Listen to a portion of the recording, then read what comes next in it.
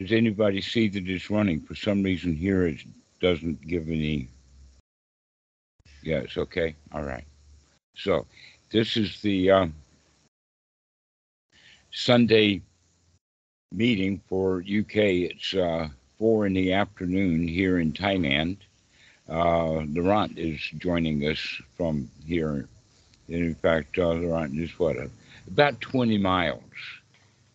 Even with good binoculars, I couldn't see your house, but I know where it is.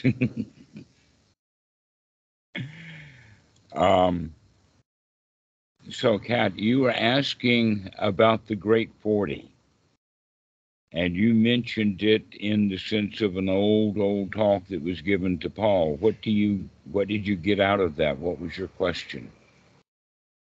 Yeah, like what you said, that it's all in that sutta, basically. But I only listened to about 40 minutes of it, and you were talking for a good hour, and the whole podcast is an hour and 40 minutes. So I was just Mm-hmm. wondering if you could, yeah. Talk another an hour and 40 minutes about it? Sure, why not? um, yes, we're talking about Sutta number 117. It's called the Great 40. And basically, it's called the Great 40 because it's got kind of a surprising ending to it. Because, Buddhism is a bit mathematical, 3 of this and 5 of those and 7 of these over here. And there's also a lot of multiplications with 18s and 36s and 108s and that kind of stuff. So, when you find out that this sutta is a talk on the Eightfold Noble Path, where does the number 40 come from? Where's the 5 division, etc.? And the answer to that actually uh, is that 2 additional things are added. Now, why it's multiplied by 4? Maybe somebody can go look that up now. I've forgotten why that the 8 plus 2 was multiplied by 4 to get the Great 40. It's right there at the end of the sutta. I've forgotten why. Veda, you want to try that one? That's in fact a question. Does anybody have an idea of why the Eightfold Noble Path plus 2 was multiplied by 4 to get the Great 40?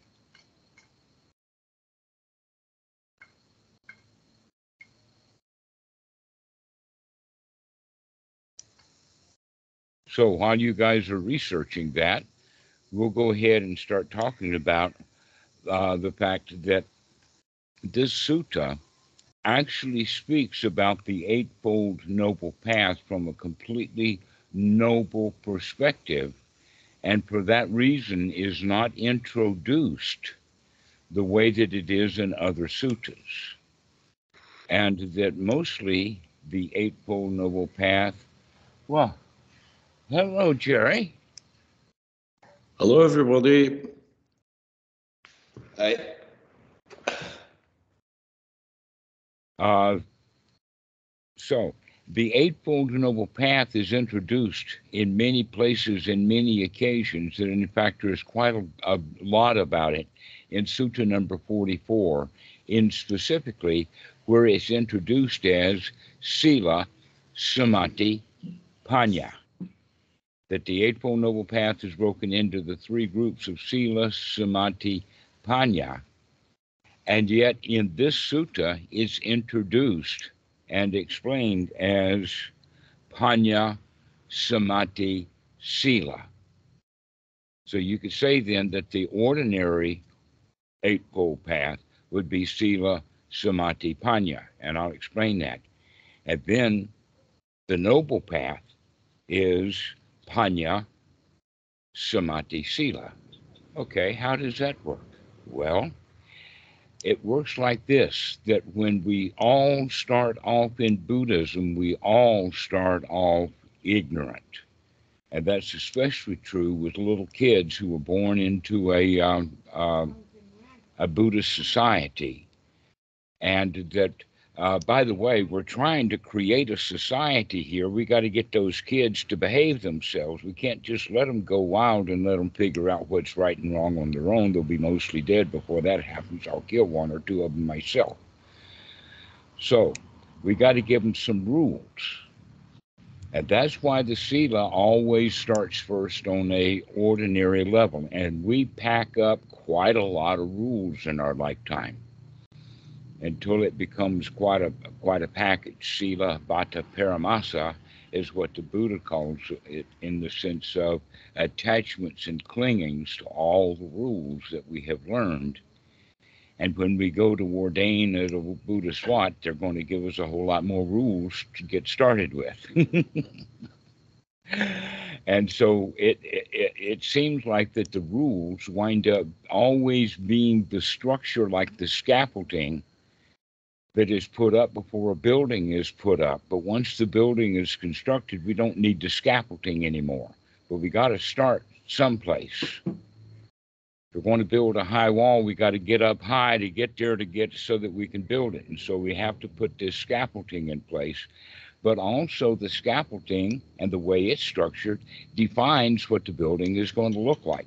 That's an important quality, that you don't put up a scaffolding for a dome and wind up with a skyscraper. It just doesn't happen like that. In that regard, our scaffolding then defines who we are or what our personality is. And that we think then, because the scaffolding kind of doesn't change, then the structure can't change. And so the whole point is that we can take the structure of the scaffolding down, to remove the scaffolding, the way that things are supposed to be, so that we can see things more clearly, and then build kind of haphazardly without plans, because we're doing it wisely rather than according to a set of structures or plans that often conflict with gravity and things. So in this regard, there are these two paths. The ordinary path where the child starts, and you can imagine the brand new meditator in this regard, that he walks into the meditation hall for the first time, maybe in a retreat setting, and he sits down, squats down, sits in a cross-legged position, closes his eyes, closes his hands, and sits there, okay? Now, he is having every opportunity in that moment to have perfect sila, because he's not hurting anybody at all. He's just sitting there, all right?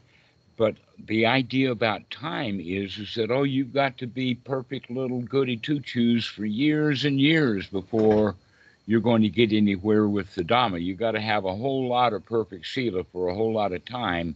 And the reality is that, no, all we need to do is to clean our hands right now, and then we can clean the mind right now. And so the sila samadhi panya then comes. And in this point about the samadhi would be then the anapanasati of getting into the first jhana, so that we can see clearly enough, for instance, all of this scaffolding, all of these rules that we've got, to be able to see clearly enough that we can develop wisdom about who we are and what we are not, most specifically what we're not. Because we've got a whole lot of old ideas about who we are and what we are, but that stuff really kind of melts, and it winds up being that we're not quite sure who we are, because we recognize that there's always changes. Okay, so here comes real wisdom at that point, and now one gets on the noble path. And so the noble path then starts with the wisdom.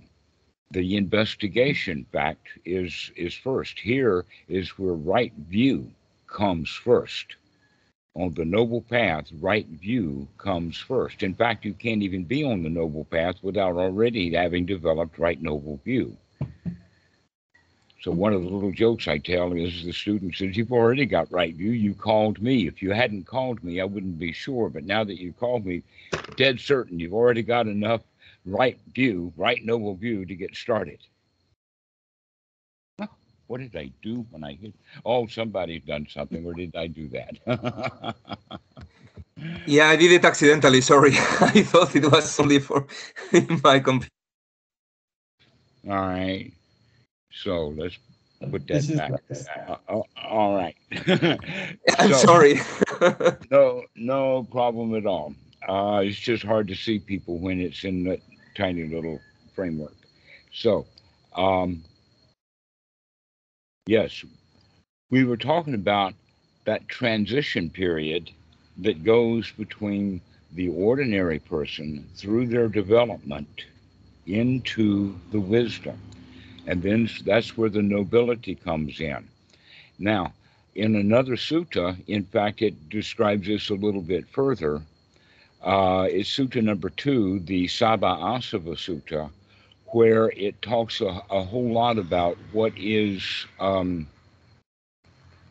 was the word? Wise attention. What is wise attention? And it's described thoroughly in the sense of unwise attention would be who am I, what was I, where am I going, how am I going to get there, all of that kind of past and future kind of stuff is unwise attention. And it leads eventually to a thicket of views we call viewpoints or who we are. And so the Buddha says, well, what is wise attention? And he says that wise attention is the kind of attention such that the unwholesome is abandoned and the wise things are collected together, etc., like that. And then he defines wise attention as this is dukkha. Well, this is what he means by that in quotations. This is dukkha, is that wise looking, noting, seeing that we're doing with the Eightfold Noble Path. So, in fact, the Eightfold Noble Path is what he's talking about here, is being able to see this is the dukkha. Then he says, this is the cause of dukkha, which is a little bit more observation. And then this is the end of dukkha. Taking a breath right here, right now. Wow, I saw that, and out it goes.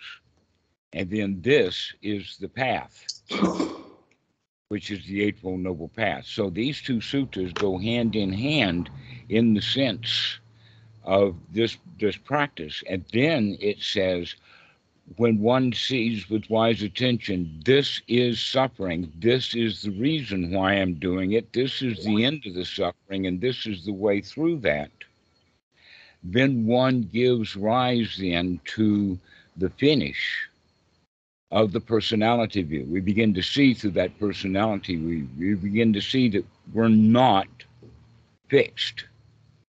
There is no destiny per se that is guaranteed. That any destiny that anyone has set up for themselves, they can come out of that destiny. Easy example, he who lives by the sword dies by the sword. That old man better set that sword down. If he keeps waving it at the kids, somebody's going to stick him. Okay? We got to stop what we're doing that's unwholesome and start doing the wholesome. So this whole quality then of seeing the end of dukkha and then glorifying or rapturing in that we have gotten finished with that stuff. And so now we go to the Great 40. Does anybody have the answer to the question of why was 8 times plus 2 multiplied by 4?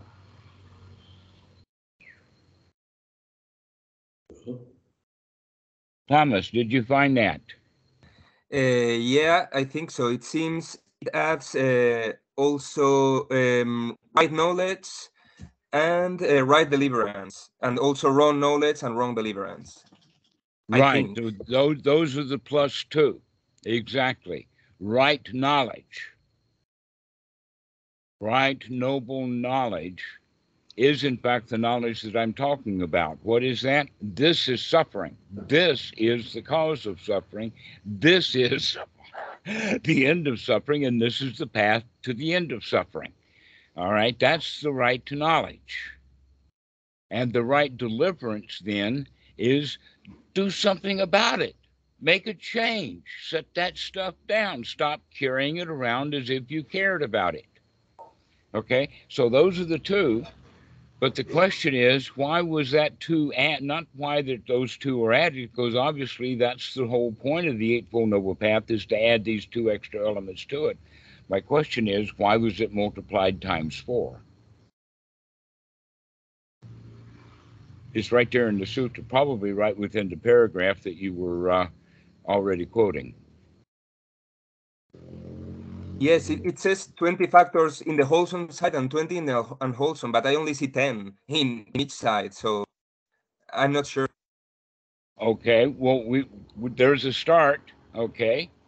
Because in fact, it is true that if the mind is unwholesome, then we can practice all of the Eightfold Noble Path right through noble wisdom and all of that, and still not be free from the hindrances. Or we can go ahead and remove the hindrances. So that's times 2. I've got that one. Okay, anybody got another multiplier?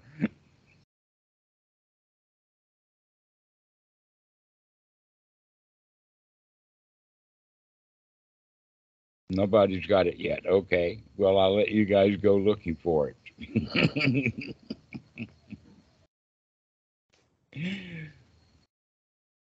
You can call this pop quiz day. So, continuing along and going right into the sutta itself, the Buddha says that right view comes first, to be able to see the dukkha. And in that regard, we need sati, because sati is the wake-up call to take a look. It's kind of a waking up or a being here now. It's sort of like you're reading a book and somebody walks into the room and walks up to you and taps you on the shoulder. And when that tap on the shoulder comes, your whole frame of reference changes. If somebody can get close enough to you to tap you on the shoulder, you're pretty well absorbed in that book, and that's your frame of reference. You're in that world.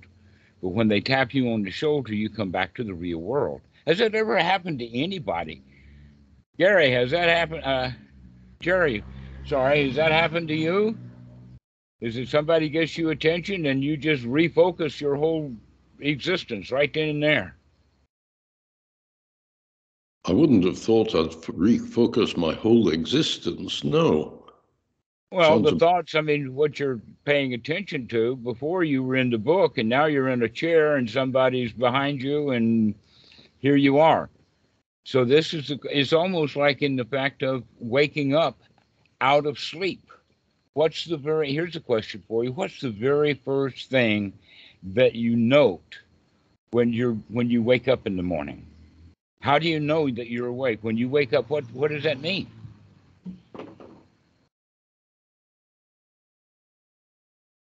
Well, take a look, play with it, figure that out. All right. Next time that you wake up, recognize, oh, I just woke up. But here's something that's important, and that is that almost for everybody, waking up is not the same thing as getting up. There's a different level of effort or energy there. So we can say then that meditation or anapanasati is practiced that way, is that first waking up is to wake up to realize that you're laying in bed now. You're not off into that dream world or nothingness or whatever that you just came out of. Now you're awake. And that often has to do with the awareness of bodily sensations, that you actually come back into the body. Okay? And so one of the first things that we can do in the morning is to remember, take a deep breath, come back into the body and be here in bed, right here, right now. So once we understand what sati really is, it's that waking up process of coming out of our slumber, which basically means out of our daydreams, out of our thoughts, into reality. And we keep doing that. We keep waking up into reality over and over again. And as we do that, we begin to make changes. We keep waking up and looking, waking up and looking. Okay, that's the time to look. That's the time for that investigation, to wake up and take a look. Was the thought that I was just having a half a second ago worth having or not? Where was I? A half a second ago in my own mind, was I actually sitting in this chair, or was I on a subway somewhere? So this is the kind of stuff to start waking up to see, where were we? What kind of thoughts were we having? And by doing that, this actually then puts us in gear to start making some changes. And this is at the point in that sutta where the Buddha says is that right noble effort and right noble sati and right noble viewing, able to see, start running and circling around each other, which means they're also gathering energy from each other and gaining the skills of being able to wake up, look at what's going on, and make a change in the mind. And the change that we're making is has two qualities to it. One is we're going to change it into more wholesome, which is right there in the sutta, to make those thoughts, to change those thoughts into wholesome thoughts. And then the next quality is that we're also changing our thought pattern into more reality, because we just woke up into reality. That we're no longer in that novel or in that book or in that code, that we've come back to reality. And we want to practice doing that over and over again. So one of the ways of doing that, by the way, is when the Buddha introduces anapanasati to this mix. Now, here's something very interesting that a lot of the Mahasi light teachers say that they teach the Satipatthana. But the Satipatthana has this issue of these hindrances, these unwholesome thoughts. And in that same place, it talks about the thoughts have to be gotten rid of, the unwholesome. And then it starts to talk about the Dhamma, in the sense that the five aggregates are mentioned, the seven factors of enlightenment, the Four Noble Truths are there. And so in that regard, it seems like that those teachers who say that they teach the Satipatthana would teach the students to come out of their hindrances and come right into start having thoughts about the Dhamma. Because that's basically what we're doing. Especially with the five aggregates of, oh, this body is not me. If it were, it wouldn't be so fat. I don't have any control over this body. Not only that, it wouldn't be so old. And I have gorgeous locks. But no, the body doesn't belong to me. And so we can then go, well, guess what? The feelings don't belong to me either. Feelings are just feelings. Humans come with all kinds of feelings already built right into our genes. And up pops this feeling and up pops that feeling, and we've got no control over them until we take control over them. And when we take control over them, then we recognize, yeah, but they're not me. They're just feelings, and they're fun toys to play with. And eventually we get tired of playing with these feeling toys and set them down and really take a rest. And so going through the Satipatthana with the Anapanasati Sutta is the way of the practice of the Buddha. That Bhikkhu Buddhadasa has been known to say that Anapanasati was the only meditation practice that the Buddha taught. He got into a lot of trouble with that, but that was way back in, even before I was born. And literature search time, they did a lot of literature searches when Bhikkhu Buddhadasa came along, because a whole lot of people wanted to prove him wrong. So they couldn't find that one, that he's got it. That's the only actual meditation practice that the Buddha gave, was Anapanasati. And he says that we're doing this for the fulfillment of the Satipatthana, and we're doing the fulfillment of the Satipatthana for the fulfillment of the 7 factors of enlightenment, the Sambhojana, which I think, Kath, we've already discussed, is in fact the fulfillment of the Eightfold Noble Path. You see, we look at the Eightfold Noble Path from the beginner's angle or from the start. This is what it has to be done over and over and again. But at the end of the path, these things actually become enlightenment factors. That you've got sati ready to go. There it is. Anytime you need it, it pops right up. Ain't no bad feelings going to take over here, boys. We're ready for them, you know. And if bad feelings come up, I'll catch you. I'll see you. All right. And so unremitting mindfulness, unremitting investigation, unremitting energy, which actually is the effort. When it becomes unremitting, it's no longer an effort. Now we've transformed it from, oh gosh, look how hard this is to do, into, look at me, Pops, look what I can do. And what is that? It's an attitude change. And so as we change our attitude, that unremitting effort becomes actually an energy. We're glad to do it. We're happy to do it. We're eager for the Dhamma, enthusiastic for the Dhamma. And that enthusiasm and eagerness then winds up being unremitting energy. It's just there. There it is. You're ready to go.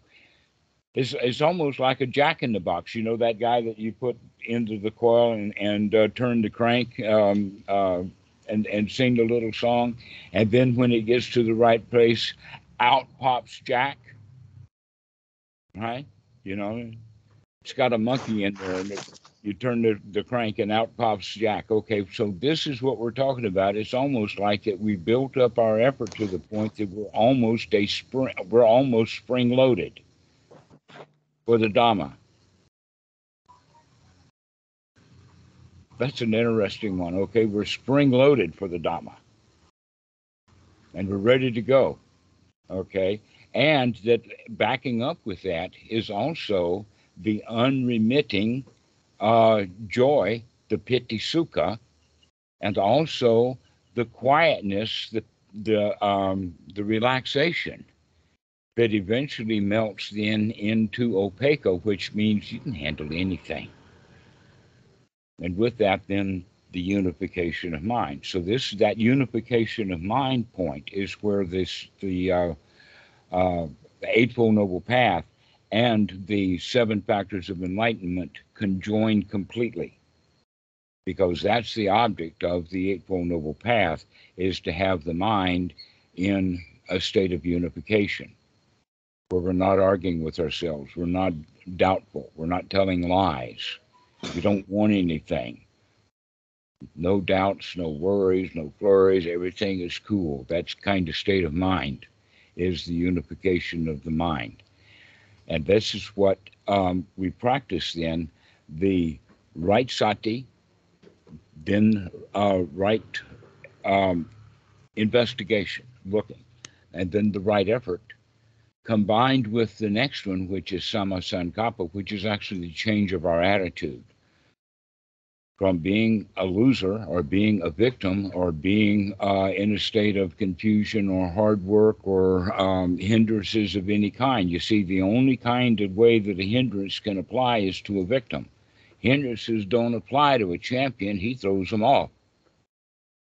And so this knowledge and deliverance that is at the end of the sutta is also this quality of that it's really easy to throw the hindrances out. We've gotten pretty used to doing that. And so they're no longer an issue, no longer a problem. And so we work then with these 4 things: sati, right view, right effort, and right attitude over and over again. And that develops in this right, noble unification of mind, this samadhi mind, where everything is together. The attitude that you've got it. Okay, so in fact, the Sama area samadhi is now an attitude. The Buddha was known as a lion, you know. This is the lion's roar. You've got it. You're the king of your own life here. As you probably heard me say, that everyone is an emperor of their own pile of dirt. So where are you going to be in relationship? Are you going to be buried under your pile of dirt? You're going to be climbing your way out of your pile of dirt, or you're going to sit on top of your own pile of dirt? That sitting on top of your own world, that's what we mean by Lokatara, or the supramundane Dhamma, that which frees us from our own crap, so that we get on top of it. And so this is the Eightfold Noble Path. That's what that sutta is then all about, is getting the mind into that state of samadhi mind. Now, when the mind is in fact noble, then we don't want anything. And if we don't want anything, then we're really, really unlikely to go to town and kill somebody to get it, not if we don't want it. All right, so here's where we wind up or finish up with Sila. You see, in the beginning when we were talking, we started with Sila, Samadhi, Panya, at the ordinary level. And when Panya is developed, then we go through this process of the noble method, which is in fact this sutra number 117, where the path is completely changed around. And it's changed around starting with the nobility that we got off of the ordinary path, so that we can now apply samadhi directly to where it now actually congeals, leaving us with a natural sila. We don't hurt anybody because we don't want to hurt anybody. We don't hurt it. We don't take anything because we don't want anything. So your speech becomes pure because you don't want to harm anybody with your dirty mouth, your gossip. And we don't lie to anybody because we got nothing to hide, because we're already living pretty good. So this is the way of then looking at the sila winds up not as a rule for children, which where it starts out, but we come out of that mentality about the rules and take on a new mentality about the rules. This is also part of the freedom. The freedom is being free from all of the rules that defined who you were before, so that now you can apply the only rule we need. And the only rule we need now is Dhammarato. This is the only rule. Let's stay out of the dukkha right here, right now. Whatever dukkha is coming, let's sidestep it, move out of the way, get out of it right now. If some splashes on, wipe it off, let it go. And this is the way that we practice. And eventually this is the state that we're in. So if we keep practicing this right effort of gladdening the mind, then the fruition of that effort becomes energy.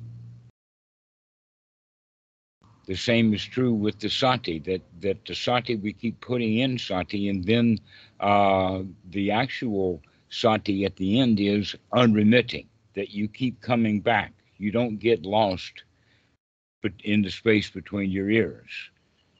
You keep coming back and coming back and coming back, because that's what we've been practicing. And then we look, we can see. That in fact, this is what's clairvoyance. The student just asked me the other day, or actually I think it was today, about, well, what is that third eye? They were talking about it on Discord. Do you anybody remember seeing anything about the third eye? Did anybody get any thing from that? All right, so what is the third eye? Well, the third eye and the opening of the third eye is a metaphor for clear seeing. Unremitting, you just keep looking. You just keep looking. That's in fact what the quality is that we don't come to conclusions. When we come to conclusions, we'll come back into rules. That conclusion will become a new law, a new rule, a new supposed to be. And once we get the rule fixed, we don't have to look anymore. Well, here we're taking a whole different approach. Oh no, we're going to forget whatever it looked like this time and look for it again. Let's see if it's going to change.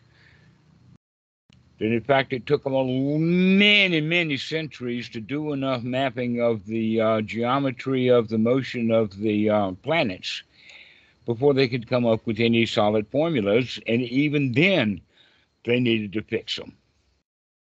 Right? We keep looking and keep investigating. And now that they've got the James Webb telescope up, it's finding things that's beginning to say, wait a minute, we got to go do this over again.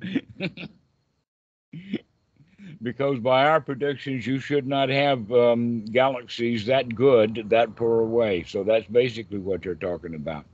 Yes, Jesus, go ahead. Oh, no, Pedro, that's sorry. Pedro, you've got your hand up. Yes, no, I was thinking that just on the sentence you said about the fact that to keep looking that we never arrive, you know.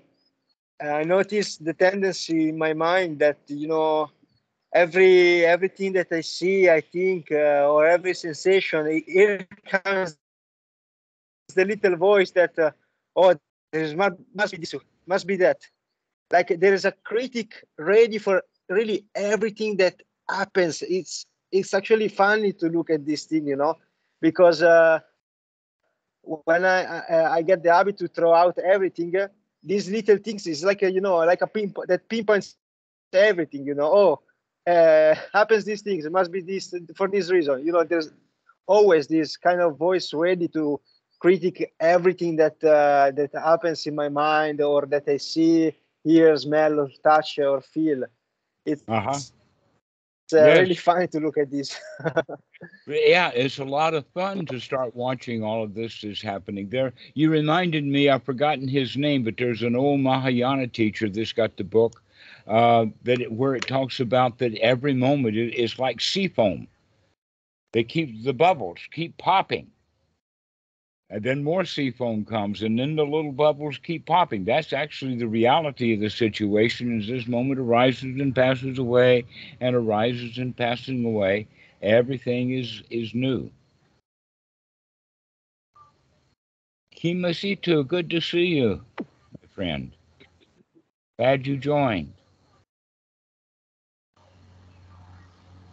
So, today we have been talking about Sutta number 117 in the Majjhima Nikaya, and as a review, I made the point that this sutta is about all we actually need for the entire teachings of the Buddha.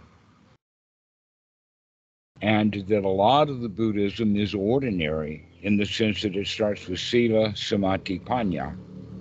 And then when the mind becomes noble, it goes panya, which is wisdom. That's where we start. What is that starting place of the panya? That's right, noble viewing, looking. Don't come to conclusions. That in fact, ordinary view is that. You could go so far as to say that ordinary views are nouns, they're viewpoints, they're ways of looking at the world, almost like a snapshot. This is my worldview. You know, I've got a photo of my worldview. You want to take a look? It's got everything I believe wrapped right up in that photo. All right. And it's basically divided into two kinds. One is the worldview or the noble view of is that, oh, I'm a pretty smart guy and I can get away with it. It doesn't matter what the laws are. I can sneak around and get away with it. And then ordinary right view is a structural system. You could call it complete conservatism in the sense of, oh, no, you can't. We're going to have rebirth. We're going to have guards. We're going to have police. We're going to have rules. We're going to have a priest. We're going to have a whole great big structure here just to prove to you that you can't get away with it. And every 4-year-old child knows they can get away with it. Every 4-year-old, every one of us, we're a little liar. We can get away with anything until we don't. And that's the problem, is that we can get away with it for a while, but we don't ultimately get away with it. In fact, the more we keep doing the same thing, the more likely we're going to get caught. You might be able to do one thing one time and get away with it for the rest of your life. You do it twice and you're in danger. You do it 3 times, you'll get caught. So if you want to murder somebody, plan carefully. You got a one-time shot at it. So that's the whole idea of wrong view, is that I can get away with it. I can go hurt people, and that's okay. And the Buddha says, no, karma actually exists. There are right actions that give good results, and there are wrong actions that give wrong results. And guess what?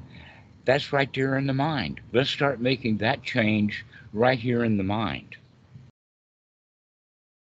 We don't need all of those rules that the rule makers can come up with to make sure you can't get away with it. You just kind of accept, no, I can't get away with it. Let's go find something better to do rather than trying to get away with it. And so this is when the noble investigation starts. And that noble investigation means that we're not interested in how does it fit into the rules, how does it fit into the structures. It means that we're checking about how does this fit into reality right here, right now. And we begin to see that our worldviews were wrong. We were lied to. Some of us get downright ticked off at it. I mean, atheists are generally unhappy and upset people because they're angry for 20 years. They were lied to. There's a story about that. In fact, it's called, you've heard that, ye shall know the truth, and the truth shall set you free. You've heard that, right? I'm sure Gary's heard that, okay? But there's another line to it. And that is, ye shall know the truth, and the truth shall set you free, but first it's going to really piss you off. Now, why is that? Is because the truth doesn't match what we thought it should be. It goes against our own rules. And the answer is, let the rules fall away, because the rules of what we've been doing our whole lives to try to make ourselves happy, and they haven't worked yet. Let's go find a better set of rules, like something that actually conforms to reality. And so that's when we begin to choose the truth over our delusional systems. But most people don't. We would rather keep our delusions.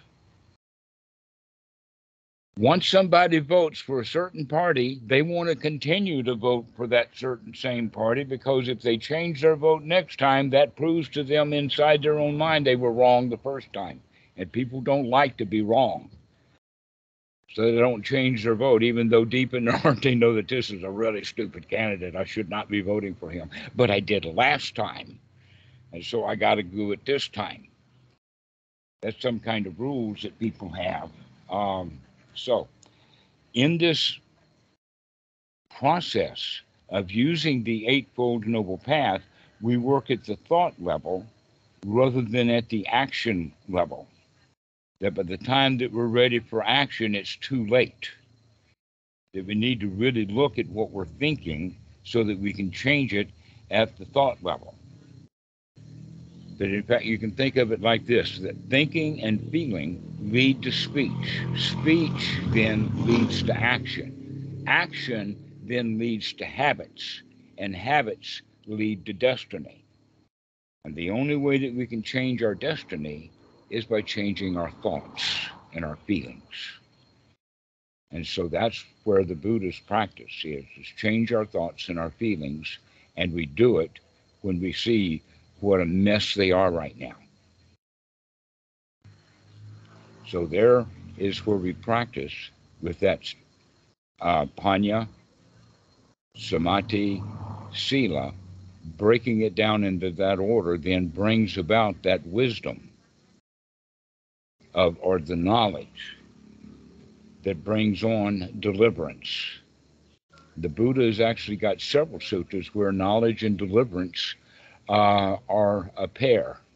That in fact, that's one of the things that makes the Anapanasati Sutta number 118 a companion of Sutta number 117, is the fact that they both end in that comparison about knowledge and deliverance. And so we can actually now, now that we're ready for it, we can take an English language word that really doesn't have anything to do with what we're talking about at all, but sometimes seems to be stuck on, almost bolted on. The word enlightenment. Have you ever heard of the word enlightenment? Does anybody know what it means? Kat, can you give me a one-liner definition of enlightenment? Drop the load, I guess, maybe. Lighten the load. Okay, now, all right. I'll give you 50 out of 100 points on that one. With a happy, smiling, big, fat F. Anybody else got an answer?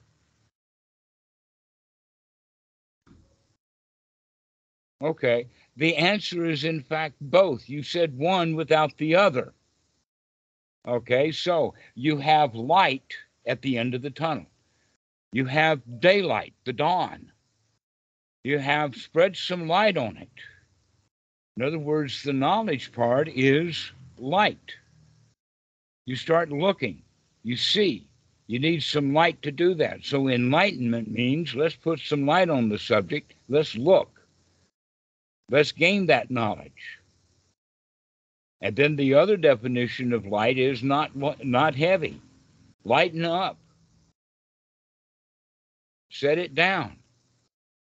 And so the word enlightenment, in fact, can be used in the frame of reference of both of those things, but it requires both.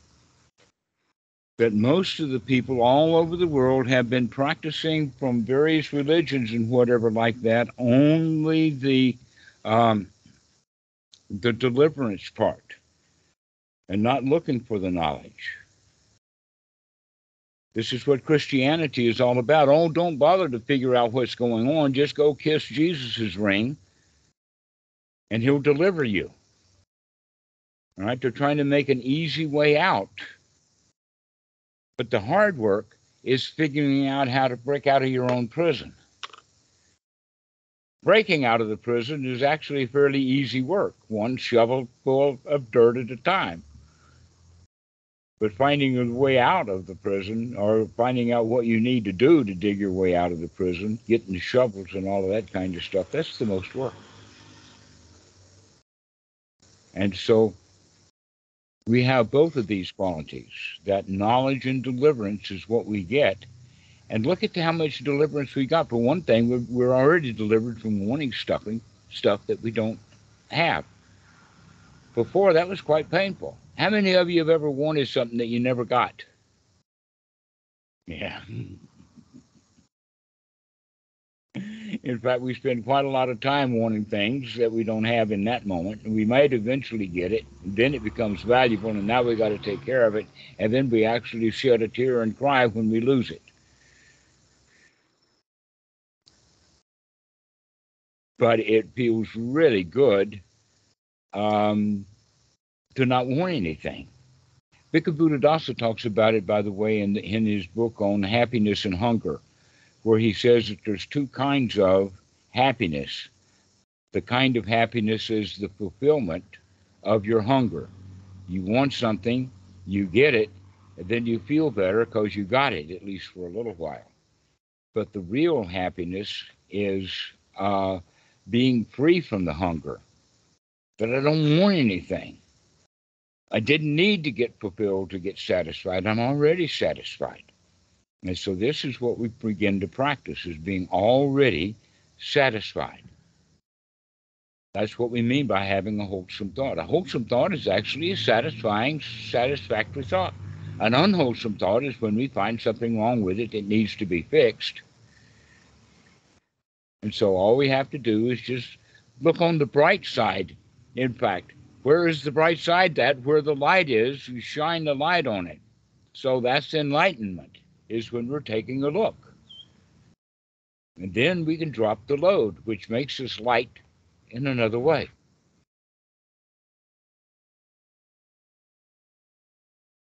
So, did anybody ever find out the second way so that it multiplies by 4?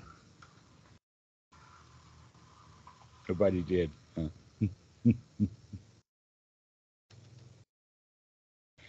Oh, Thomas.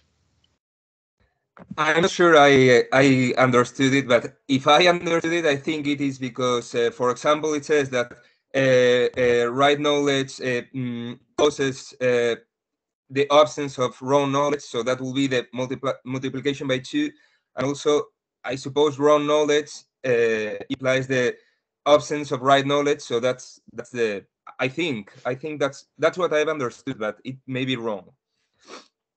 Uh-huh.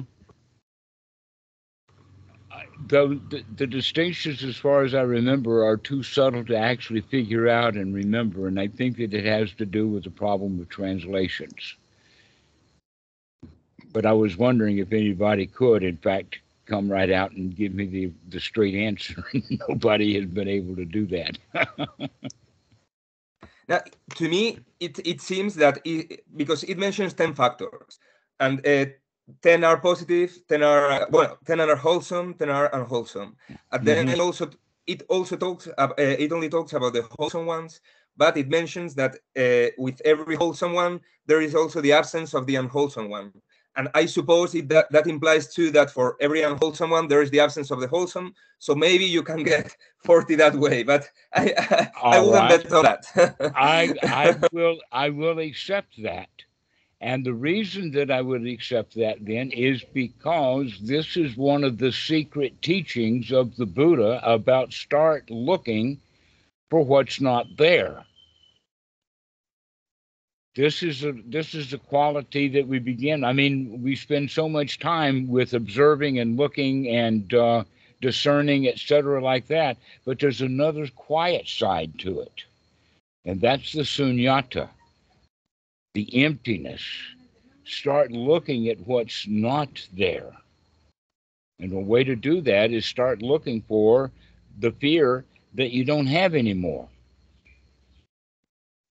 Start looking for the anger that you begin to mollify. Start looking at the changes that you've been making. Start looking for the new absences. Start recognizing that what used to be there is not there now. And in that quality of being able to experience that kind of emptiness ultimately is just when there's not anything happening. Isn't that nice? Except that isn't that nice is way too noisy. It's even not that everything just comes down to there's not much of anything there at all. And that gives rise to that joke that I like to say when somebody comes up with something really interesting. I'll say, yeah, but you ain't seen nothing yet. Haven't seen that emptiness, haven't seen that the fact that whatever we want to look for is not there. We can start naming off not there and empty the place out completely. So coming to that state of empty mind. And then he just experiences nothing happening, nothing. Yeah, time. Yeah, I was thinking that because I always think about the dukkha, the sense of dissatisfaction of wanting something you don't have, but there's also the other side, the side of absence, of the fear of not having. That, yeah, I think it's, well, I suppose it's obvious, but I just thought about that. I think sometimes in my case, the fear of, emptiness, that at first to part of me sounds scary. Oh, emptiness, nothing happening. What I'm going to do if nothing happens? That sounds terrible. And yeah, I think that's like the B side of dukkha. It's both. I was just thinking about that. Yes, to let everything be empty.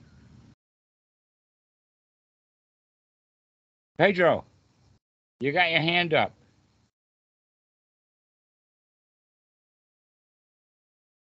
No. Okay. It was a mistake, sorry. But I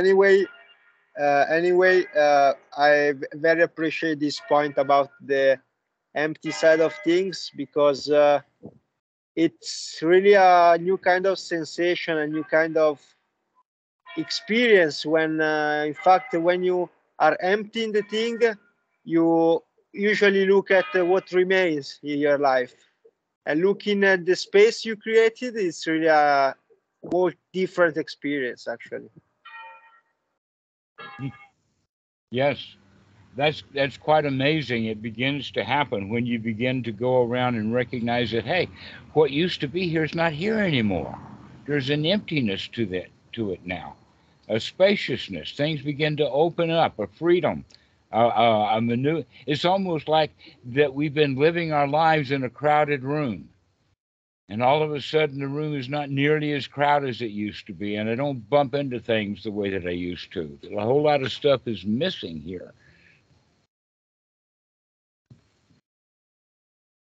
except for one thing, and that is that room is inside of our own mind. And so the emptiness is coming from within, that we're beginning to empty stuff out,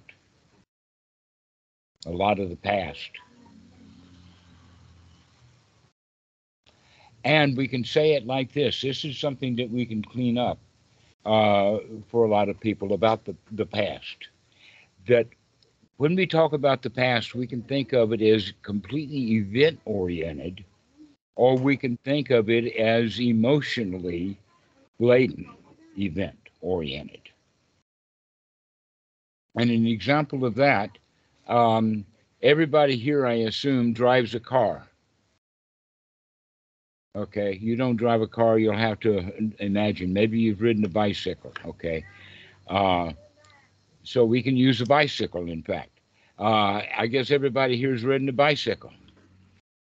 Have you ever ridden a bicycle and had any kind of an accident? You fell over, you ran into something, you burst a tire over a curb, something like that. Do you remember having that kind of event happen?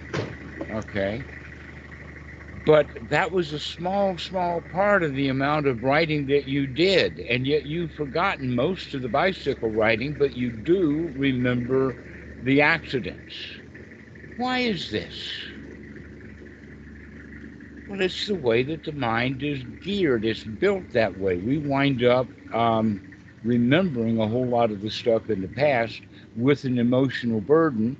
And the way that you can answer that is that a lot of the pleasant stuff that happened was not worth remembering.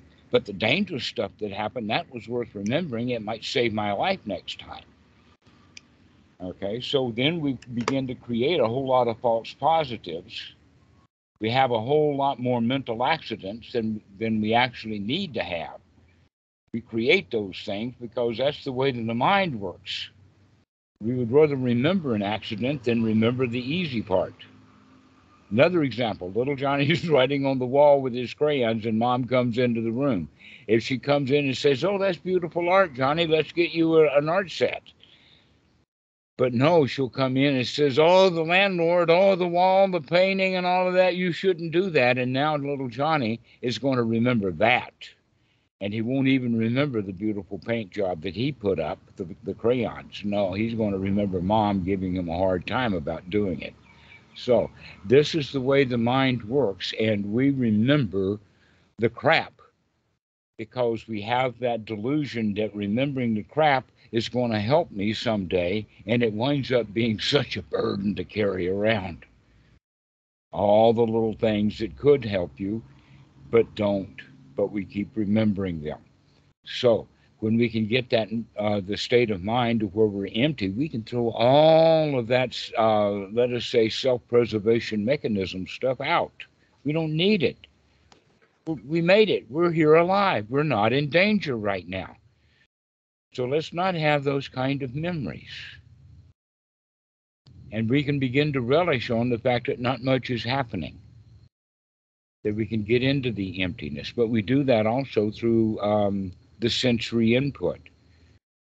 In other words, just laying in bed and experience the body in bed, and that's all there is.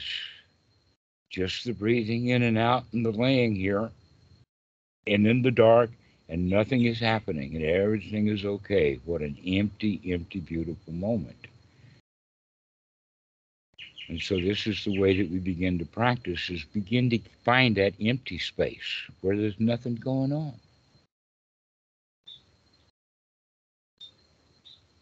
Nothing at all. But we can't get there until we learn to control the mind to make it wholesome. Because we can only get into that state through the wholesome. We can't get through that door by having a bunch of unwholesome thoughts that automatically just stop. No, we got to go through the wholesome.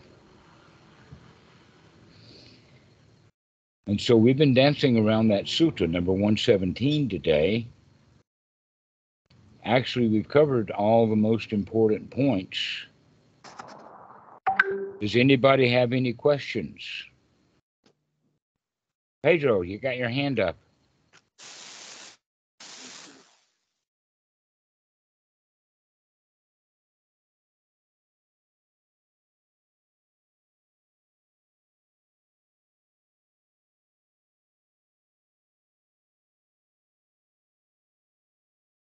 Oh, there's a symbol. Okay, all right, you found it.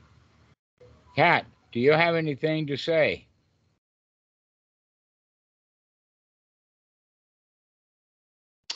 No, I don't really know. That was great to talk about, though. Yeah, I think I Pardon? will. That was great to talk about. Again, I feel like I need to listen many times the same thing for me to retain it a little bit and understand it. Yes, that's true. And in fact, that's what Socrates calls learning. There's one of his episodes where he gets into it with this guy and comes to the conclusion that learning is not gathering in data. Learning is when you piled it up so much that you can throw it back out. That's what learning is when you've got it on the inside. And we need to do that. We need to keep hearing it over and over again. I've heard this stuff over and over and over again, read the same sutras over and over and over again. Keep getting new stuff out of them. That the Dhamma, the Buddha Dhamma, is easy. There's just nothing much to it. The entire teaching can be done on one page. In fact, you can get it down to one sentence. I can get it down to 2 words. Get it down to 4 words. Don't worry, be happy. Dukkha, dukkha, nirodha. That's all there is to it. But we need to hear about it over and over and over and over again because it's so alien to the way that we were raised.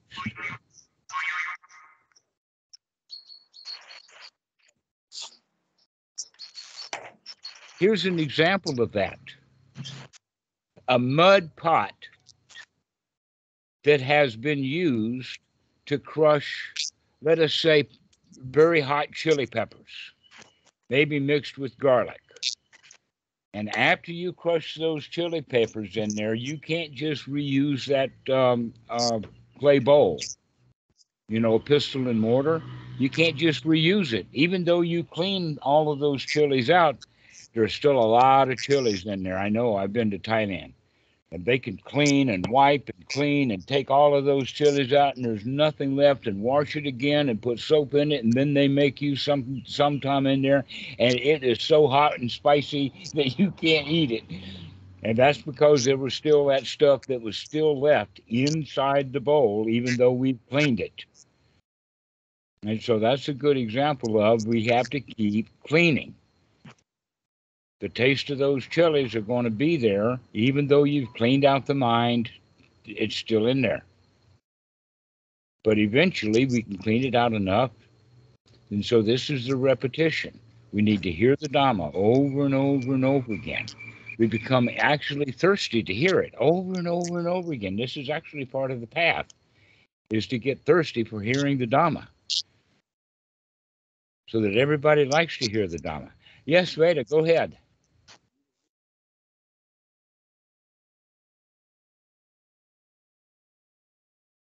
Yes.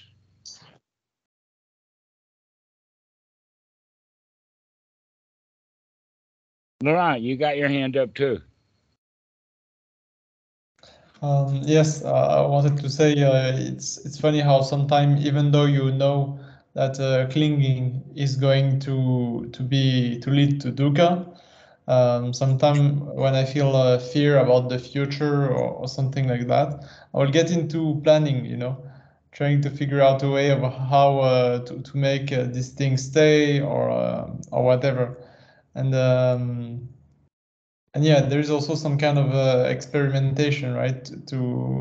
Because I know it's going to lead to dukkha, but I have to get burned, I feel like, enough times, so that will stop the habit from forming too, in a way. Yes, that's exactly right. We have to keep looking, taking that time to look over and over again. Mm-hmm. And also with a widening view of beginning to see not just the things that are in the foreground of our understanding, but also the things that are standing around also. In other words, we begin to look at the emptiness too. We begin to see what's there and what's not there. Then in fact, often we wind up recognizing that there's a whole lot of stuff I thought was there that's just not there. Never was there. I had painted it into the picture with my own rule systems, and it wasn't there at all. And so that's a good kind of way of understanding vipassana, is not just looking and finding things that you didn't know was there, is that we can look and find out that things are not there that we thought were. And so this is why we want to keep investigating, keep looking. Eventually we'll find out that that hero had clay feet, is another way of saying it, because we now are inspecting it. Can you guys hear me now? Pardon? Can you hear me now? Yes, I can hear you. Ah, okay. Technical difficulties. I saw you displaying today your masterpiece of, if I understand correctly, the 9 qualities of a Buddha is Sugato. Oh, last week? Last week? Yeah, no, No, I don't think that's been published yet, so I don't think that, right, you're listening to it. Maybe you saw it on YouTube, not on YouTube, you saw it on Skype. No, I'm referring to what you presented today. It was a very good example for the quality in a Buddha to explain in one sentence and also in several talks. And also in what kind of talk? In several talks. Okay, I'm not quite sure. Sugato? Can anybody repeat what he said so that I can? Is the problem technical or? No, he said I do not understand your. Don't understand you. I don't understand the words you're using. My hearing problem. Please repeat. He's left and come back. In the Itipiso, it talks about the 9 qualities of a Buddha, right? 10. 10. Okay. And All right. So, all right. Sugato is one. I don't remember exactly if it is I mean right now, so maybe you can say. Yes, I remember that one of them is one of the Pali words. What's the definition of that one? Is that the one with clear vision? No, I think it's speaking in the right way at the right time. Okay. Yes. All right. There's in And fact several places that's mentioned.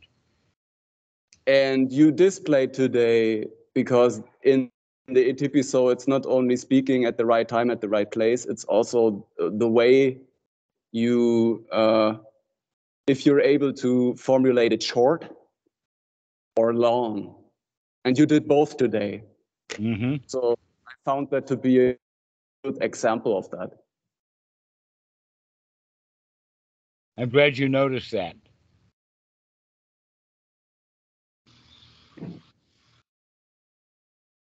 A lot of what we're talking about, folks, comes out of a sutta number 139 in the Majjhima Nikaya about how to teach the Dhamma. That it has to be done in a way where the students can follow it, basically, as opposed to just, highfalutin. You just say what you want to say, and whether people get it or not is not important. That's and one of the ways of that is to use the local language, to use examples that people understand. That kind of stuff is important for the quality of teaching. That in fact you can recognize you're not going to get much out of listening to monks chant the Pali. You're just not going to get anything out of that.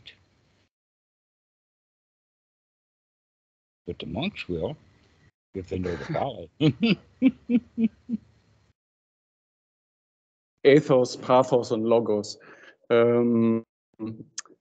Some people, especially in the monastic system, use different ways of Sugato for a specific purpose that is not always in line with the precepts. So Well, we're all students, there's We're all students. sometimes We'll figure it out. We'll get it right. We keep there's looking. there's sometimes a place and a time for that, of course, and there are also, let's say, things. If you just keep watching, situations can get out of hand. Maybe this is more an application kind of question, not so much in the sense of practicing in the moment. And also it is, because everything is basically practicing in the moment. So Yeah, I was about to say that, and you caught it. Right, exactly. yeah, I just try to formulate that in a way that it transports actually what I'm actually thinking, and not what I don't want to say. So that's quite a translatory issue.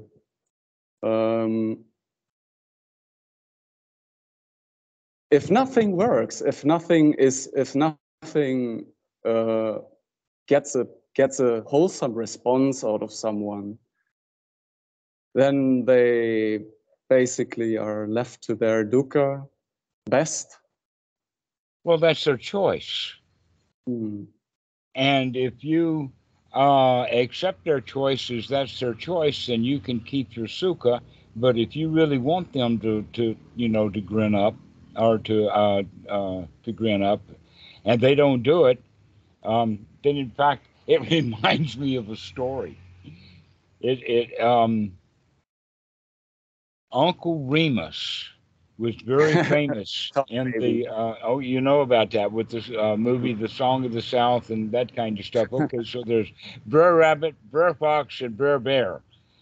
And Brer Fox and Brer Bear, they decide they run across a great big patch of black tar, the kind of stuff that they make roads with. And they got the idea, we're going to make a tar baby. This became really racist. This is why this whole story was, banned in the U.S. But they took this tar baby and set it to the side of the road, and Brer Rabbit come walking by, and he says, "Hi, y'all." And the baby, the tar baby, didn't say anything. And so Brer Rabbit says, "How's y'all?" And the tar baby didn't say anything. And so he gets really angry, and he goes up and he hits it. And when he hits it, he gets his fist stuck in. And so he hits him again and gets his other fist. And so he kicks him and gets that stuck fixed. And now he's rolling around with all four paws stuck in this ball. And that's when Pox and Bear come up. So that's the whole story is don't go sticking your Dhamma into people. You'll get stuck there. If they don't want it, let them go. You don't have to cheer them up, but you can keep your own cheer. That in fact you saw that in that story that Brer Rabbit, he lost his chair. He had to go. That's the problem. If you stick with your cheer, even that is too much for certain people. So even that becomes a tar baby. So yeah. I already figured that one out. Yeah, remember that you've got to have enough sugar. You've heard that story of spoonful of sugar will help the medicine go down. Yeah, not when the guy's fighting with you. It may take a whole quart or maybe a gallon of sugar to get a teaspoon of it down his hatch. And we can see that with the people that we're with. Sometimes we have to be cheerful for quite a long time before they begin to see any of it. That's the downside of things. I mean, I don't. The thing for me is I really have no bad intention there, but it's difficult to speak about those things if I don't know if this is actually causing more trouble or not. So I just say it now. This is probably the thing I see in Ajahn Chah's way of teaching is the biggest problem. Encouraging people with huge amounts of just sugaring, and they don't get it. They don't get the panya that is needed to understand what he is actually doing, and so they get it the wrong way, and start on amok basically. So it has to be delivered with a whole lot of good cheer, a whole lot of sugar. Why? Because people got a whole lot of lemon. And if we're going to make lemon juice, we need a whole lot of sugar. Yeah, what I mean is some people don't respond to that, and as I see, that's exactly right. Not today. So you give them a little bit of sugar, and tomorrow a little bit more, and you're always happy. You never buy into their crap. You always are okay. And it doesn't matter whether they change or not. What's mattering is that you can handle that they're not changing. So this is part of the emptiness, is beginning to see the emptiness in your efforts to get them to cheer up. So the way the teaching is conducted is basically correct. It's just not basically in any way engaging with dukkha stuff in any way. Because for me, it's even the slightest, even pre-thought, it's already dukkha if I experience those kind of situations, and there is just no it doesn't make sense to engage with it in any way if it doesn't have any. Yes, that's the right effort, is to leave that hot rock there. Don't pick it up. Don't engage. Keep your distance. Keep your smile. Give them joy. Sprinkle them with sugar. But if they're hot, they're going to be hot. Let them be hot. That's their. That's The Buddha talks about that in another sutta, when somebody angry comes to the Buddha and gets all rageful and everything like that, and when they were finished, the Buddha says, suppose you gave a great big party and invited all of the guests, and the people came, but they wouldn't eat your food and they left. Who owns that food that you prepared that wasn't eaten? And he says, well, I would. And he says, well, you have delivered me a delicious meal of your anger, and I'm choosing not to eat any of it, so I guess it belongs to you. I really like to investigate more of possibilities to use anecdotes and little stories, or even just a little verbal nudge or something like this is pretty helpful. Have at it. That's a good one.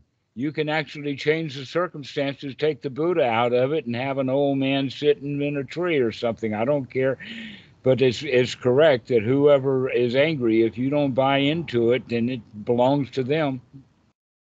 There's other things the Buddha says about anger, and one of them is that imagine getting your worst enemy really, really angry because you want him to be angry. Because when someone is angry, they're ugly, they're sweaty. When someone is angry, they can't think straight. When someone is angry and roaring, nobody wants to be around them. Okay, so think about that kind of anger. And now recognize, when you're angry, do you want to be seen as ugly? As can't think straight? As people don't want to be around you? And that kind of thing. And when you reflect upon that, I don't want to be angry right now. Thank you very much. Let me be empty of anger. That's the obvious one. That's the one that is pretty much, for at least for me, easier to deal with. The more subtle one, or the even intentional disguised one, the undercover craziness that can come up, people developed over so much time. I will give you this, that when one is anger, the Dhamma is hard to remember. Sati is hard when we're already angry. It's better to see the anger coming and have the sati so that you can get out of the way of the anger, so that you can stop it when it's stoppable. Just like imagining that a full-on anger is like a big truck running down the road at 100 miles an hour. If it runs into a brick wall, there's a lot of damage going on. But if you could slow that truck down to where it's only going at 1 mile an hour when it hits that brick wall, there's not going to be much damage. It's okay. And so that's the whole idea, is to slow that anger down. And the quicker we catch it, the easier it is to slow it down and to stop it. And we need to be practiced at that.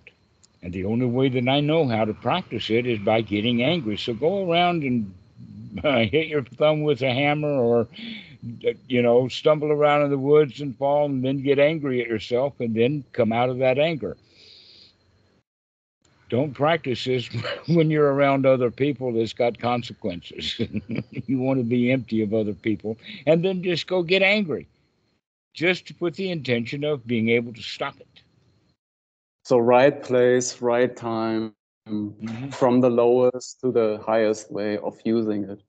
I think this is going to be an interesting time, trying all the different ways to look for giving others some cues they don't resist so much. Right. To look.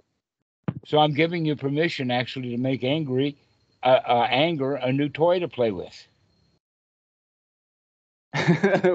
For me, it definitely is for a long time. I mean, before it was a great big burden. It was a great big difficulty. It was a great big no-no. It was a great big dukkha machine. And now I'm offering you to play with your anger like it was a toy. It's a toy to play with. It's your friend. If you practice with a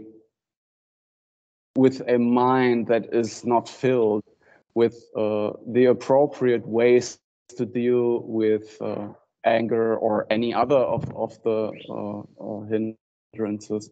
I mean, translating that into a situation where it would be possible to help someone else to see that they're angry without the proper knowledge yourself. Actually, Goenka has a story about that. He says that the very rich man who wanted to practice Buddhism, he hired a coach. He hired a guy to follow him around. And so that every time that the rich man broke a Dhamma rule or whatever like that, the guy would come up and says, "Oh, kind sir, oh, you have just done this particular thing. Please look at what you're doing." And after a while, the guy got really, really pissed off at this guy coming. And so he comes up and says, "Oh, Mr. Sir, you've gotten so much anger right now." And that's when he exploded. Don't tell me about anger, that kind of thing. And so, yes, having other people remind us of anger may be somewhat valuable, but we've got to actually be able to see it when they say it. That often we don't, that we will deny being angry. We're not supposed to be angry. How dare they claim that I'm angry?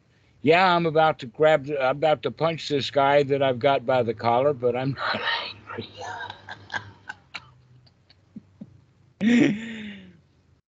And so recognizing that the anger is there. You'd be surprised at how angry you get, just a little bit. And recognizing that anger, recognize those little frustrations so that you can do something about it, like dropping it, coming out of it. How do I do this for other people if they don't want to listen? If they have the capacity, they have the capacity. It never was about them. It's always about you. Of course, it never was about you. Can't fix them. You can't fix them. That in fact they can't fix themselves, even if you tried to help them do it. Many couples get married with one or the other of them thinking that, oh, this is a diamond in the rough. Oh, I'm going to polish him up. And 15 years later, and a pile of sandpaper later, he has not been polished up at all.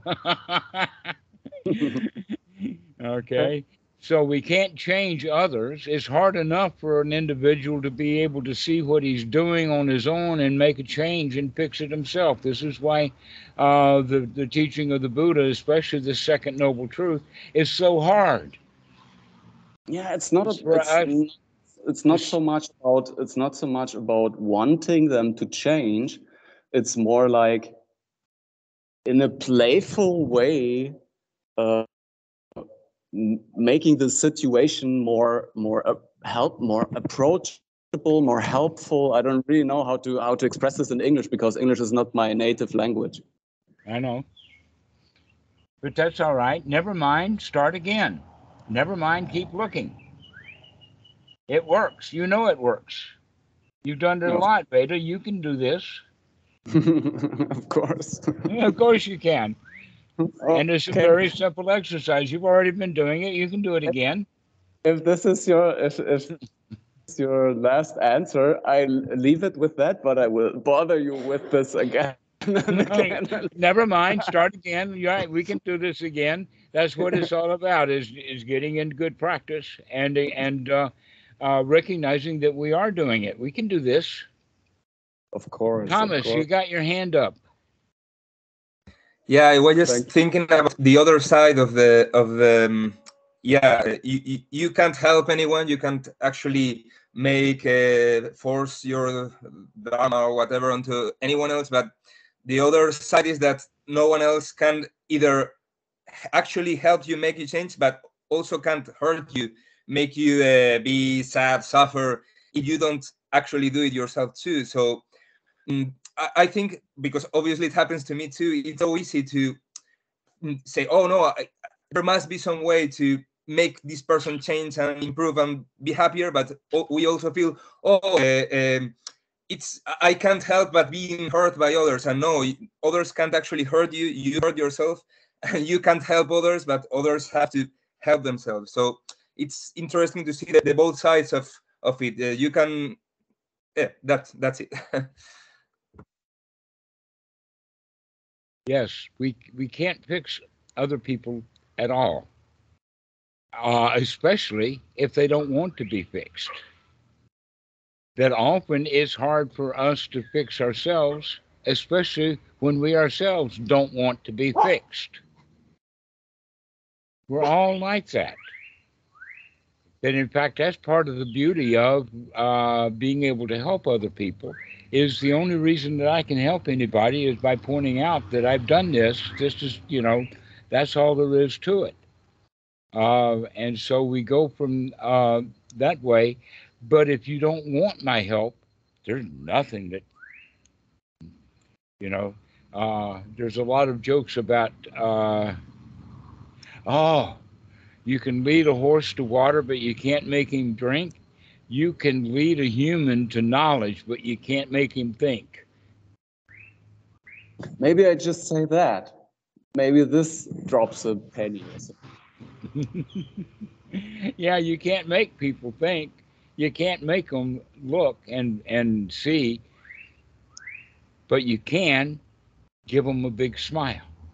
It's so fun, It's so fun to see if you found the correct way to say it and the appropriate atmosphere, and and all of a sudden someone else just sees what's going on. It's just so much fun, And from this relative level, I'm just looking for different.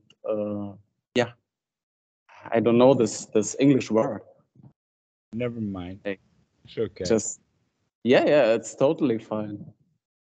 Pedro, you got your hand up. Yes.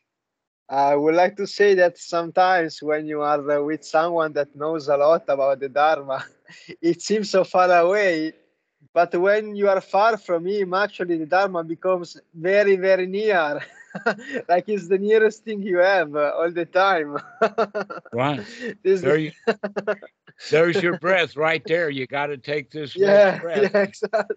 Your choice. Do it happily or not. It's just right here. Yeah, always available. Like the only thing that's far away is your thoughts. Everything else is close. The past is only in your thoughts. Other than that, it doesn't exist. So, looking at what's around us, recognizing the past not here, it's gone. And everything is okay right here, right now. This breath, this thought, this immediate present moment. That's what the Buddha gave himself that name. That's what the word Tathagata means, is being right here in this present moment. Tathagata. Okay. And that's all there is to it, because where's the dukkha? When you're here now, there's no dukkha. It's only when we start thinking about things that the dukkha keeps coming up. But when we're not thinking about it, we're just enjoying the present moment, there's no dukkha here. Where's the dukkha? Sunyata. Where is? I don't see any dukkha here. There's no dukkha. Laurent, do you got any dukkha? Do you have some? I don't see it. When we get out of the conceptual world and we get into the real present moment, it's so much smaller. There is like so many less problems, I find. So you're saying that it's smaller, the present moment is smaller? Is that what you're saying? In a way, it's way less complicated than the conceptual world. Like it's only what's in front of you, right? There's no like a future organization, like planning and yeah. I would say what a profound insight that actually is. There's so much to that our conceptualized world, there's no end to the concepts. It's a huge conceptual world. We can just concept this and concept that and all kinds of things going on. I can name a whole list of cities, and people will start having images and concepts about those places. Okay, we just do it like that. And you're saying that when we come out of our conceptualized world, which there seems to be no end to, and come into the real world, it seems to be quite definite. Yeah. Here it is. It's present. It's finite. It's real. It's busy, but it is right here in front of us. There's sort of a quality to it that what I can see that's real. And what I can't see, let me not imagine, because my imagination is not real. Let me stay with what's real. And that's the quality of being in the here now, which is actually the quality then of the Eightfold Noble Path and the Four Noble Truths. We can basically shine it up that way in the sense of when we come out of our ignorance about wanting things in the past and the future, or hating things from the past to the future, and we come out of that ignorance, now we can come into a state of joy, being free from the dukkha. And that's what the practice of the Eightfold Noble Path is really all about, is to come out of the dukkha and come into the present moment, the here now, because there's no problems here. Right here, right now is marvelous. It's wonderful. It's a paradise. But all the things that we don't like are not really here now. They're back then. They're over there. They're someplace else. But right here, right now, things are good enough. So as long as we stay in the present moment, we're free from dukkha.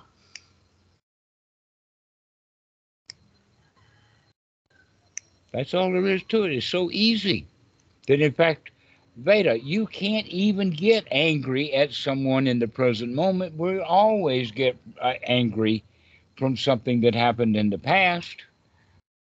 That if that guy gets angry at me, his anger doesn't trigger me, but my daddy's anger at me will trigger me. And so he just reminds me of my daddy. That's why I'm going to get up and beat his tail. Do you remember when we talked about what's his name? Robert, the young Robert from the UK brought up topic of psilocybin and things like that after he came from Wat Suan Mok.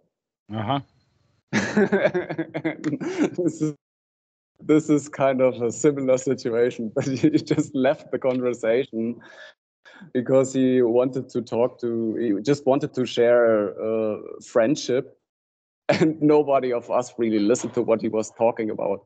That's kind of a similar situation. It's totally fine. Everything is totally fine. Well, while a lot of people don't do psilocybin and other drugs, everybody takes the drug of anger. Everybody gets angry. And so you're among good friends here. You're among company. Nothing to I certainly have been there, done that.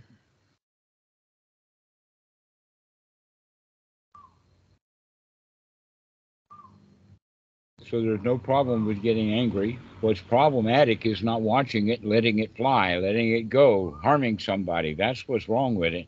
But watching it, catching it, putting it back in your pocket, nurturing it. It's a couple, probably 10 years ago that I did something without thinking before I did it. Well, now can you forgive yourself for that? You wouldn't do that again, I'm sure. Right? The Veda that we have right here today would not do that. That's actually that's actually a lot of the practice for the last couple months, restoring the positive qualities as counterbalances for the traumas that are in the system, which is actually, it reached a point now where it's become very amusing to see, or not only amusing, of course, everything is a moving target. So I'm talking in solidity where there is none. I hope that's understandable in a way. Well, the important point that I'm making is that now you would not do that. That was a Veda that's in the past. Oh, I don't know that. I don't know that. All right. Well, you can not interested begin to say that. Okay. That look at the regret that you have right now for doing that. Everything is. Okay, so with that regret, we can say, well, I'm not going to have that kind of regret again. I'm not going to do that kind of stuff again. I'm going to be more mindful. I'm not going to make that mistake again. Right. But this is what real renunciation is about, is that it builds up mindfulness. It's not just taking a vow, oh, I'll never do that again. No, this is, I'm not going to do that. Okay, so once you take that on, now you can forgive yourself because you're not going to do it anymore. You can, in fact, allow that part of you in the past to be your teacher. Thank you for showing me what a stupid thing that was to do. I'm glad you did it so that I don't have to. Right.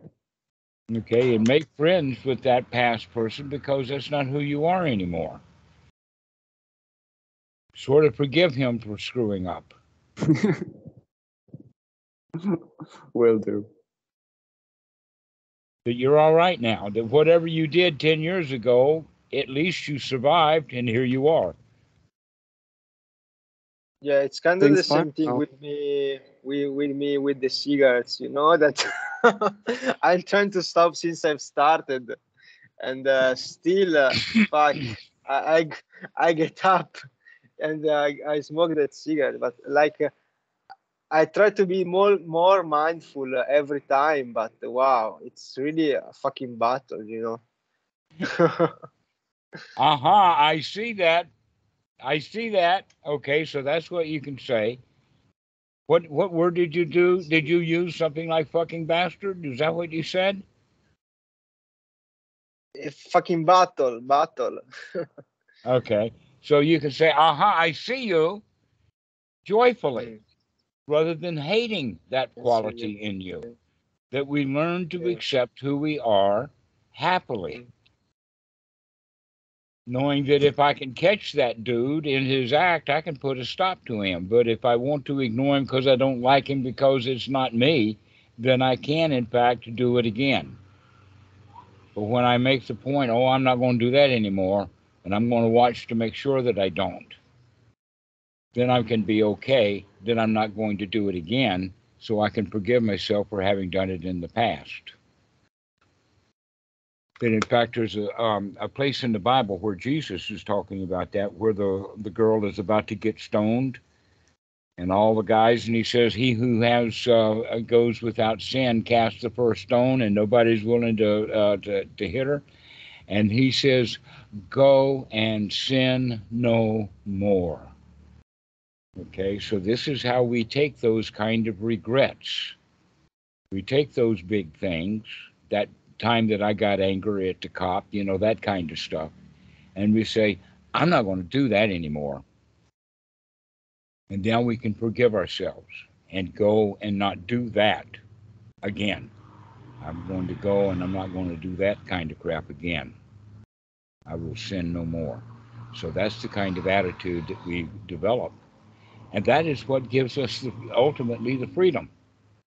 Yeah, and Is that actually, I've seen that it works for everything. Like the mechanism is the same, the good habit of doing this is the same, and works with everything.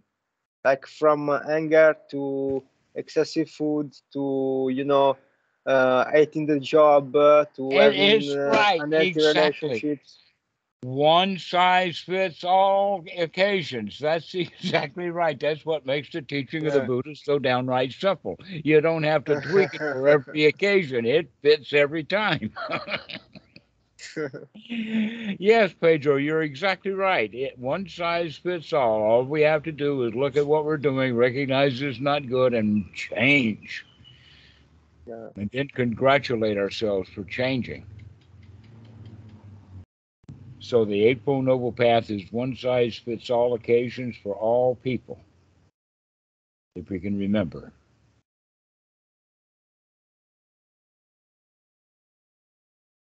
So why don't we Thank you, do it? Dhammarato. Yeah, let's leave it with that. That's actually what the original question from Kat was. I think he's left already. Was about that sutta. Okay, let's get our stuff together, get that unification of mind going, and then I wouldn't think of getting angry anymore. I don't need to get angry anymore. I'm okay already anymore. That's the kind of way that we go for it. See you, Veda. Bye Thank you, bye. Bye, folks. everybody. Thank you, Jesus. Bye, everybody. Thank you for the talk. Anna, I'm glad to see you still. Good one. Thank you, guys. Bye-bye. Bye. Thank Okay. you. Bye-bye, guys. Have fun without me.